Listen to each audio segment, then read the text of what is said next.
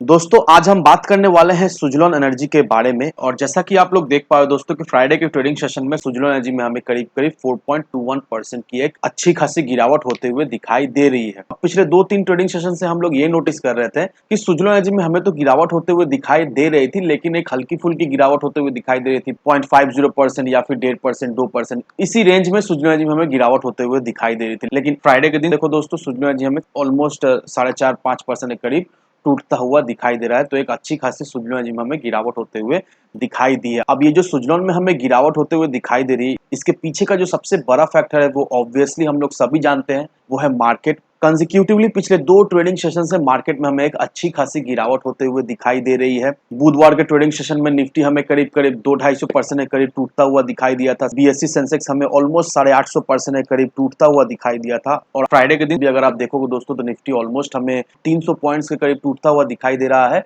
और BSE Sensex almost हमें 900 points के करीब टूटता हुआ दिखाई दे रहा है। तो पिछले 2 ट्रेडिंग सेशन में सेंसेक्स हमें ऑलमोस्ट 2000 पॉइंट्स के करीब टूटता हुआ दिखाई दिया, वहीं निफ्टी हमें ऑलमोस्ट 450-500 पॉइंट्स तक टूटता हुआ दिखाई दिया। और ये जो मार्केट में हमें इतनी भारी भरकम सेलिंग प्रेशर आता हुआ दिखाई दे रहा है, इसके वजह से not only Suzlon energy, almost हर एक स्टॉक में हमें गिरावट होते हुए दिखाई दे रही है। देखा जाए तो ऑन एवरी 10 स्टॉक 8 स्टॉक में हमें गिरावट होते हुए दिखाई दे रही है। तो मार्केट देखा जाए तो अभी बहुत ज्यादा ही वॉलेटाइल है और इसी वजह से एवरी सिंगल स्टॉक में हमें भारी भरकम गिरावट होते हुए दिखाई दे रही है। अब सबसे पहले दोस्तों एक बार देख लेते हैं मार्केट हमें वीक क्यों दिखाई दे रहा है।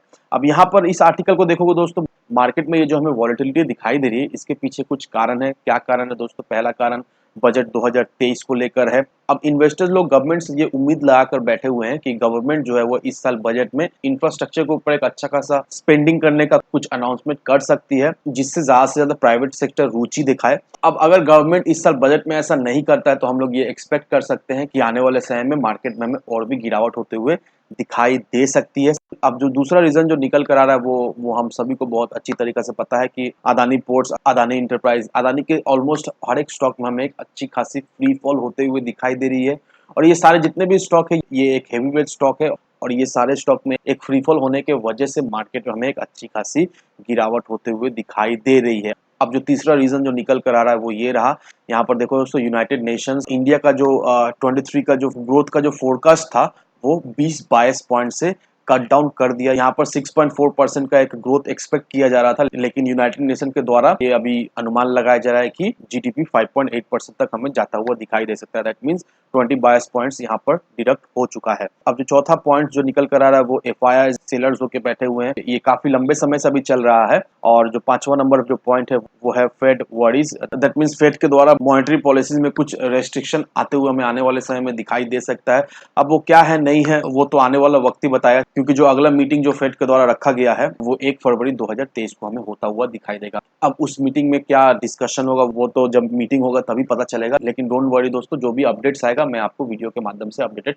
कर दूंगा। तो बेसिकली दोस्तों ऑल ओवर ये सारे फैक्टर के वजह से मार्केट में हमें काफी ज्यादा गिरावट होते हुए दिखाई दे रही है। ऑलमोस्ट मार्केट में अभी के समय में हमें एक फ्री फॉल होता हुआ दिखाई दे रहा है और इसके कारण हम लोग ये कह सकते हैं कि सुजलॉन में भी हमें एक अच्छी खासी गिरावट होते हुए दिखाई दे सकती है। अब अगर आपने कल के वीडियो को देखा होगा तो मैंने आपको ऑलरेडी बता दिया था कि कौन सा लेवल सही रहने वाला है सुजलॉन में फ्रेश एंट्री लेने का। तो अभी जिस लेवल पर सुजलॉन हमें ट्रेड करता हुआ दिखाई दे रहा है, दैट मीन्स 9 रुपये 10 पैसे पर, मैंने आपको ऑलरेडी बता दिया दोस्तों 9 रुपया 30 से 9 रुपया का लेवल सुजलॉन एनर्जी का बहुत ही इंपॉर्टेंट सपोर्ट लेवल रहने वाला है। और जो दूसरा सपोर्ट लेवल जो सुजलॉन एनर्जी का निकल कर आ रहा है वो 8 रुपए का हमें दिखाई दे रहा है। तो अभी आपके मन में ये सवाल होगा कि क्या सुजलॉन एनर्जी ये पहला सपोर्ट लेवल में सपोर्ट ले सकता है या नहीं। तो दोस्तों मैं आपको ये बताना चाहूंगा कि जिस तरह से मार्केट में हमें गिरावट होते हुए दिखाई दे रही है, जिस तरह से मार्केट में फ्री फॉल होते हुए दिखाई दे रही है, तो मुझे ऐसा लगता है दोस्तों कि इस सपोर्ट लेवल में सुजलॉन एनर्जी सपोर्ट लेने में सक्षम नहीं रहेगा। तो अगर आप सुजलॉन एनर्जी में फ्रेश एंट्री लेना चाहते हो दोस्तों तो 8 रुपए का लेवल पे एंट्री लो, क्योंकि बहुत ही जल्द सुजलॉन एनर्जी 8 रुपए के लेवल में हमें जाता हुआ दिखाई देगा। तो अगर आप सोच रहे हो फ्रेश एंट्री लेने का सुजलॉन एनर्जी में, तो अभी के समय में बिल्कुल ही फ्रेश एंट्री लेने का गलती ना करें, क्योंकि सुजलॉन एनर्जी में और भी हमें गिरावट होते हुए दिखाई देगी। और अगर आप सुजलॉन एनर्जी में फंसे पड़े हुए, दैट मीन्स हायर लेवल पर सुजलॉन एनर्जी को खरीद कर रखे हैं, तो अगर आपका कैपेसिटी है तो आप 8 रुपए के लेवल से एवरेज कर सकते हो। अगर आप एवरेज नहीं कर पा रहे हो तो कोई बात नहीं दोस्तों, जिस लेवल पर आप खरीद कर रखे हो उस लेवल पे बस आप डटे रहो। नो डाउट ये जो गिरावट हमें होते हुए दिखाई दे रही है, ऐसा नहीं है कि ऐसे ही गिरावट का सिलसिला हमें जारी रहते हुए दिखाई देगा। मिनिमम 1.5 से 2 महीना आप वेट करो। बजट जैसे ही आता है दोस्तों, उसके बाद से ही मार्केट में हमें एक हल्की-फुल्की रिकवरी होते हुए दिखाई देगी, क्योंकि इस बजट में बहुत सारा निर्णय लिया जाएगा रिन्यूएबल एनर्जी, जिससे रिन्यूएबल एनर्जी को अच्छा खासा बेनिफिट हमें मिलता हुआ दिखाई देगा और उसके कारण ये सारे स्टॉक में हमें एक तेजी बनते हुए दिखाई देगी। तो आप चाहो तो जब सुजलॉन एनर्जी में तेजी बने तो उस समय आप अपना प्रॉफिट बुक कर सकते हो।